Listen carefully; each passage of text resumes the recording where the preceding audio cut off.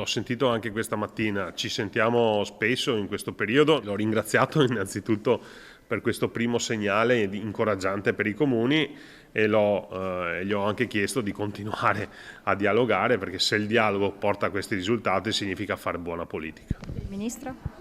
Il ministro, come sempre, si è dimostrato molto disponibile. Telefonata tra il presidente ANCI Veneto e il ministro Giorgetti dopo la cancellazione del taglio di 100 milioni di euro per i comuni e 50 milioni per le città metropolitane e le province approvate in Commissione Senato. Questi erano i fondi stanziati nel 2021 per l'annualità 2023, che erano in bilico anche quelli, che sarebbero stati quasi retroattivi, quindi capite le difficoltà poi per gli enti locali, però questi sono stati messi al sicuro. È stato accolto il grido d'allarme dei sindaci e la risposta arrivata dal governo è incoraggiante perché, continua Conte, consente di guardare ai servizi essenziali per i nostri cittadini con serenità.